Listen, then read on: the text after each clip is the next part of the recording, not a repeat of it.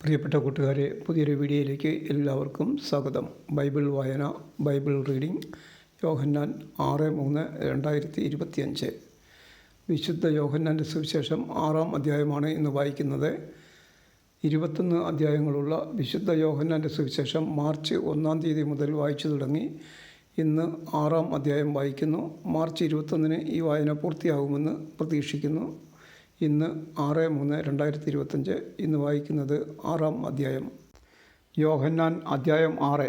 അപ്പം വർദ്ധിപ്പിക്കുന്നു.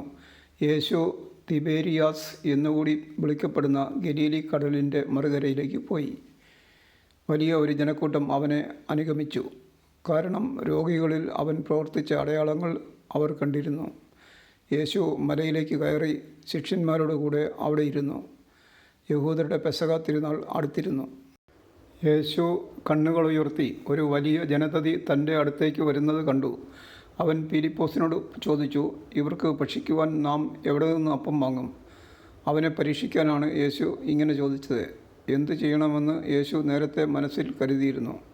ഫിലിപ്പോസ് മറുപടി പറഞ്ഞു, ഓരോരുത്തർക്കും അല്പം വീതം കൊടുക്കാൻ 200 ദനാറയ്ക്കുള്ള അപ്പം പോലും തികയുകയില്ല. ശിഷ്യന്മാരിൽ ഒരുവനും ശിമയോൻ പത്രോസിൻ്റെ സഹോദരനുമായ ആന്ത്രയോസ് അവനോട് പറഞ്ഞു, 5 ബാർലിയപ്പവും 2 മീനും കൈവശമുള്ള ഒരു കുട്ടി ഇവിടെയുണ്ട്. എന്നാൽ ഇത്രയും പേർക്ക് അതെന്തുണ്ട്? യേശു പറഞ്ഞു, ആളുകളെയെല്ലാം ഭക്ഷണത്തിന് ഇരുത്തുവിൻ. ആ സ്ഥലത്ത് പുല്ല് തഴച്ചു വളർന്നിരുന്നു. 5000-ഓളം വരുന്ന പുരുഷന്മാർ അവിടെ ഇരുന്നു. അനന്തരം യേശു അപ്പമെടുത്ത് കൃതജ്ഞതാ സ്തോത്രം ചെയ്ത് അവർക്ക് വിതരണം ചെയ്തു. അതുപോലെ തന്നെ മീനും വേണ്ടത്ര നൽകി. അവർ ഭക്ഷിച്ച് തൃപ്തരായപ്പോൾ അവൻ ശിഷ്യന്മാരോട് പറഞ്ഞു, ഒന്നും നഷ്ടപ്പെടാതെ മിച്ചമുള്ള കഷ്ണങ്ങളെല്ലാം ശേഖരിക്കുവിൻ. 5 ബാർലിയപ്പത്തിൽ നിന്ന് ജനങ്ങൾ ഭക്ഷിച്ചതിന് ശേഷം മിച്ചം വന്ന കഷ്ണങ്ങൾ 12 കുട്ട നിറയെ അവർ ശേഖരിച്ചു. അവൻ പ്രവർത്തിച്ച അടയാളം കണ്ട ജനങ്ങൾ പറഞ്ഞു, ലോകത്തിലേക്ക് വരാനിരുന്ന പ്രവാചകൻ സത്യമായും ഇവനാണ്. അവർ വന്ന് തന്നെ രാജാവാക്കാൻ വേണ്ടി ബലമായി പിടിച്ചുകൊണ്ടുപോകാൻ ഭാവിക്കുന്നു എന്ന് മനസ്സിലാക്കിയ യേശു വീണ്ടും തനിയെ മലമുകളിലേക്ക് പിന്മാറി. വെള്ളത്തിനു മീതെ നടക്കുന്നു. വൈകുന്നേരമായപ്പോൾ അവൻ്റെ ശിഷ്യന്മാർ കടൽക്കരയിലേക്ക് പോയി. അവർ ഒരു വള്ളത്തിൽ കയറി കടലിനക്കരെ കഫർനാമിലേക്ക് പുറപ്പെട്ടു. അപ്പോൾ നേരം ഇരുട്ടിത്തുടങ്ങി. യേശു അവരുടെ അടുക്കലെത്തിയിരുന്നുമില്ല. ശക്തിയേറിയ കാറ്റടിച്ചിരുന്നതുകൊണ്ട് കടൽ ക്ഷോഭിച്ചു. 25-30 സ്താദിയോൺ ദൂരം തണ്ടുവലിച്ച് കഴിഞ്ഞപ്പോൾ യേശു കടലിന് മീതെ നടന്ന് വള്ളത്തെ സമീപിക്കുന്നത് കണ്ട് അവർ ഭയപ്പെട്ടു. അവൻ അവരോട് പറഞ്ഞു, ഞാനാണ്, ഭയപ്പെടേണ്ട.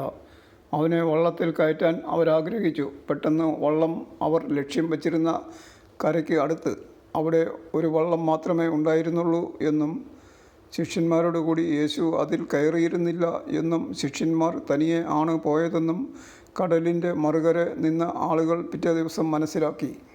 കർത്താവ് കൃതജ്ഞതാ സ്തോത്രം ചെയ്ത് നൽകിയ അപ്പം ജനങ്ങൾ ഭക്ഷിച്ച ആ സ്ഥലത്തിനടുത്തേക്ക് തിബേരിയാസിൽ നിന്ന് മറ്റു വള്ളങ്ങൾ വന്നു.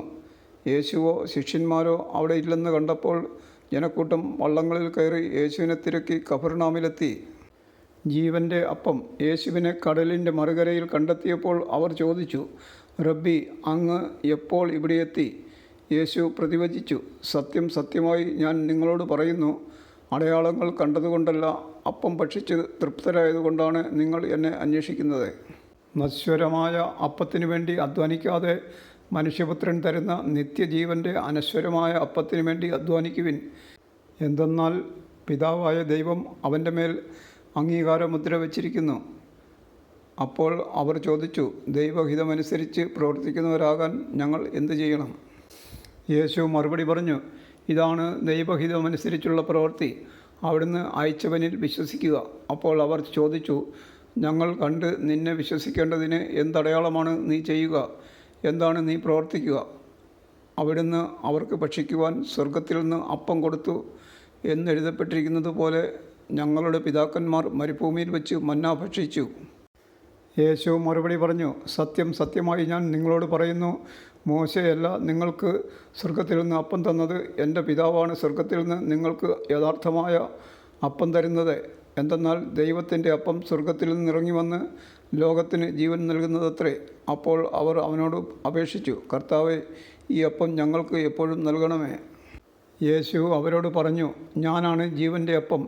എൻ്റെ അടുത്ത് വരുന്നവന് ഒരിക്കലും വിശക്കുകയില്ല, എന്നിൽ വിശ്വസിക്കുന്നവന് ദാഹിക്കുകയുമില്ല. എന്നാൽ നിങ്ങൾ എന്നെ കണ്ടിട്ടും വിശ്വസിക്കുന്നില്ല എന്ന് ഞാൻ നിങ്ങളോട് പറഞ്ഞിട്ടുണ്ടല്ലോ. പിതാവ് എനിക്ക് നൽകുന്നവരെല്ലാം എൻ്റെ അടുത്ത് വരും, എൻ്റെ അടുക്കൽ വരുന്നവനെ ഞാൻ ഒരിക്കലും തള്ളിക്കളയുകയുമില്ല. ഞാൻ സ്വർഗത്തിൽ നിന്ന് ഇറങ്ങി വന്നിരിക്കുന്നത് എൻ്റെ ഇഷ്ടം പ്രവർത്തിക്കാനല്ല, എന്നെ അയച്ചവൻ്റെ ഇഷ്ടം നിറവേറ്റാനാണ്.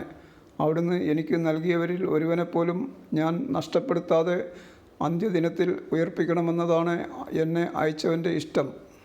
പുത്രനെ കാണുകയും അവനിൽ വിശ്വസിക്കുകയും ചെയ്യുന്നവനാരോ അവന് നിത്യജീവൻ ഉണ്ടാകണമെന്നതാണ് എൻ്റെ പിതാവിൻ്റെ ഇഷ്ടം. അന്ത്യദിനത്തിൽ അവനെ ഞാൻ ഉയർപ്പിക്കുകയും ചെയ്യും. സ്വർഗത്തിൽ നിന്ന് ഇറങ്ങി വന്ന അപ്പം ഞാനാണ് എന്ന് അവൻ പറഞ്ഞതിനാൽ യഹൂദർ അവനെതിരെ പിറുപിറുത്തു. അവർ പറഞ്ഞു, ഇവൻ യോസഫിൻ്റെ മകനായ യേശുവല്ലേ? ഇവൻ്റെ പിതാവിനെയും മാതാവിനെയും നമുക്കറിഞ്ഞുകൂടെ? പിന്നെ എങ്ങനെയാണ് ഞാൻ സ്വർഗത്തിൽ നിന്ന് ഇറങ്ങി വന്നിരിക്കുന്നു എന്ന് ഇവൻ പറയുന്നത്? യേശു അവരോട് പറഞ്ഞു, നിങ്ങൾ പരസ്പരം പിറുപിറുക്കേണ്ടതില്ല. എന്നെ അയച്ച പിതാവ് ആകർഷിച്ചാലല്ലാതെ ഒരുവനും എൻ്റെ അടുക്കലേക്ക് വരാൻ സാധിക്കുകയില്ല. അന്ത്യദിനത്തിൽ അവനെ ഞാൻ ഉയർപ്പിക്കും. അവരെല്ലാവരും ദൈവത്താൽ പഠിപ്പിക്കപ്പെട്ടവരാകും എന്ന് പ്രവാചക ഗ്രന്ഥങ്ങളിൽ എഴുതപ്പെട്ടിരിക്കുന്നു. പിതാവിൽ നിന്ന് ശ്രവിക്കുകയും പഠിക്കുകയും ചെയ്തവരെല്ലാം എൻ്റെ അടുക്കൽ വരുന്നു. ആരെങ്കിലും പിതാവിനെ കണ്ടിട്ടുണ്ടോ എന്നല്ല ഇതിനർത്ഥം. ദൈവത്തിൽ നിന്നുള്ളവൻ മാത്രമേ പിതാവിനെ കണ്ടിട്ടുള്ളൂ. സത്യം സത്യമായി ഞാൻ നിങ്ങളോട് പറയുന്നു, വിശ്വസിക്കുന്നവന് നിത്യജീവനുണ്ട്. ഞാൻ ജീവൻ്റെ അപ്പമാണ്. നിങ്ങളുടെ പിതാക്കന്മാർ മരുഭൂമിയിൽ വച്ച് മന്ന ഭക്ഷിച്ചു, എങ്കിലും അവർ മരിച്ചു. ഇതാകട്ടെ മനുഷ്യൻ ഭക്ഷിക്കുന്നതിന് വേണ്ടി സ്വർഗത്തിൽ നിന്നിറങ്ങിയ അപ്പമാണ്. ഇത് ഭക്ഷിക്കുന്നവൻ മരിക്കുകയില്ല.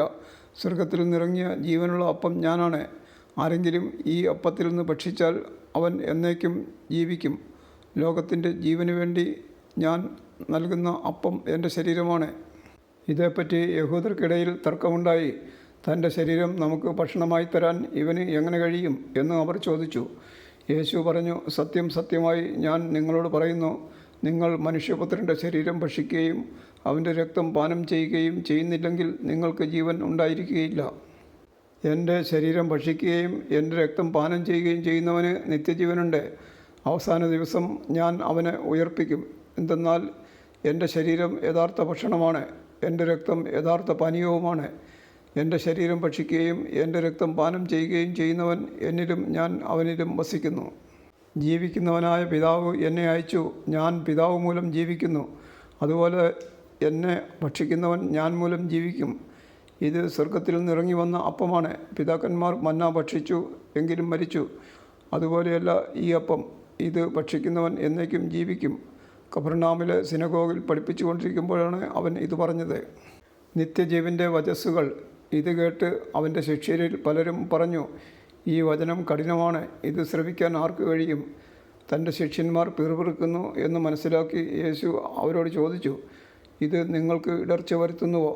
അങ്ങനെയെങ്കിൽ മനുഷ്യപുത്രൻ ആദ്യം ആയിരുന്നിടത്തേക്ക് ആരോഹണം ചെയ്യുന്നത് നിങ്ങൾ കണ്ടാലോ? ആത്മാവാണ് ജീവൻ നൽകുന്നത്, ശരീരം ഒന്നിനും ഉപകരിക്കുന്നില്ല. നിങ്ങളോട് ഞാൻ പറഞ്ഞ വാക്കുകൾ ആത്മാവും ജീവനുമാണ്. എന്നാൽ വിശ്വസിക്കാത്തവരായി നിങ്ങളിൽ ചിലരുണ്ട്. അവർ ആരെന്നും തന്നെ ഒറ്റിക്കൊടുക്കാനിരിക്കുന്നവൻ ആരെന്നും ആദ്യം മുതലേ അവൻ അറിഞ്ഞിരുന്നു. അവൻ പറഞ്ഞു, ഇതുകൊണ്ടാണ് പിതാവിൽ നിന്ന് വരം ലഭിച്ചാലല്ലാതെ എൻ്റെ അടുക്കലേക്ക് വരാൻ ആർക്കും സാധിക്കുകയില്ല എന്ന് ഞാൻ നിങ്ങളോട് പറഞ്ഞത്. ഇതിന് ശേഷം അവൻ്റെ ശിഷ്യന്മാരിൽ വളരെ പേർ അവനെ വിട്ടുപോയി. അവർ പിന്നീടൊരിക്കലും അവൻ്റെ കൂടെ നടന്നില്ല. യേശു 12 പേരോടുമായി ചോദിച്ചു, നിങ്ങളും പോകാൻ ആഗ്രഹിക്കുന്നുവോ? ശിമയോൻ പത്രോസും മറുപടി പറഞ്ഞു, കർത്താവേ, ഞങ്ങൾ ആരുടെ അടുത്തേക്ക് പോകും? നിത്യജീവൻ്റെ വചനങ്ങൾ നിൻ്റെ പക്കലുണ്ട്. നീയാണ് ദൈവത്തിൻ്റെ പരിശുദ്ധൻ എന്ന് ഞങ്ങൾ വിശ്വസിക്കുകയും അറിയുകയും ചെയ്തിരിക്കുന്നു. യേശു അവരോട് പറഞ്ഞു, നിങ്ങൾ 12 പേരെ ഞാൻ തിരഞ്ഞെടുത്തില്ലേ? എന്നാൽ നിങ്ങളിൽ ഒരുവൻ പിശാചാണ്. അവൻ ഇത് പറഞ്ഞത് ശിമയോൻ സ്കറിയോത്തായുടെ മകനായ യൂദാസിനെക്കുറിച്ചാണ്. എന്തെന്നാൽ 12 പേരിലൊരുവനായ അവനാണ് യേശുവിനെ ഒറ്റിക്കൊടുക്കാനിരുന്നത്. 21 അധ്യായങ്ങൾ ഉള്ള ഈ സുവിശേഷം മുഴുവൻ വായിക്കാൻ കൃപ തരണമേ എന്ന് ദൈവത്തോട് പ്രാർത്ഥിക്കുന്നു. ഇന്ന് വിശുദ്ധ യോഹന്നാൻ്റെ സുവിശേഷം 6-ാം അധ്യായം വായന പൂർണ്ണമായി. അതിനെ സഹായിച്ച ദൈവത്തോട് നന്ദി പറയുന്നു. Thank you.